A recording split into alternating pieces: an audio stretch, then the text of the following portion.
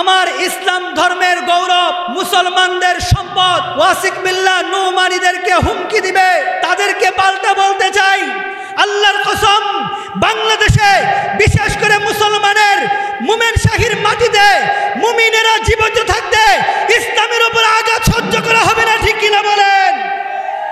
যে আমাদের একটু আগে যিনি আলোচনা করেছেন মুহতারাম ওয়াসিক বিল্লাহ নুমানী নবমুসলিম, তাকে কিছু কুচক্রী মহল থ্রেট দিয়েছে।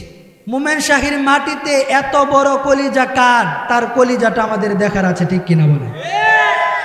অপু সাহেবকে বললাম যদি আপনি ট্যাগল দিতে না পারেন আমি রিয়াকশন নেওয়া লাগলে নেই, বললো না দেখতেছি। তারপরেও যেই বিষয়টা সামনে এসেছে, মুহতারাম ওয়াসিক বিল্লাহ নুমানী হিন্দুর গড় থেকে মুসলমান হয়ে ইসলাম গ্রহণ করে প্রায় হাজার খানিক মানুষ যার হাতে ইসলাম গ্রহণ করে ইসলামের ছায়াতলে এসেছে, আমরা মুসলমানেরা বেঁচে থাকতে তাকে মুমিন শাহীর মাটিতে থ্রেট দেওয়া হবে আর সে মাটির উপর জিন্দা থাকবে, সেটা হতে পারে না, ঠিক কিনা বলেন?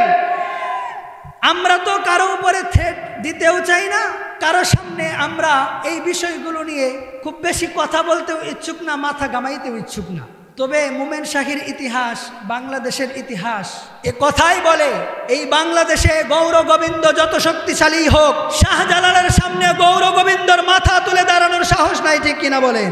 আর সেই বাংলাদেশে গুটি কয়েকজন ইসকনের নাম দিয়ে আমার বোনদেরকে দর্শন করবে, আমার আলেমদেরকে কিডন্যাপ করে এক প্রান্ত থেকে আরেক প্রান্ত নিয়ে ছেড়ে দিবে, আমার ইসলাম ধর্মের গৌরব, মুসলমানদের সম্পদ ওয়াসিক বিল্লাহ নুমানীদেরকে হুমকি দিবে, তাদেরকে পাল্টা বলতে চাই, আল্লাহর কসম, বাংলাদেশে বিশেষ করে মুসলমানের মুমিন শাহীর মাটিতে মুমিনেরা জীবিত থাকতে ইসলামের উপর আঘাত সহ্য করা হবে না, ঠিক কিনা বলেন? এটা আমাদের সুস্পষ্ট বার্তা।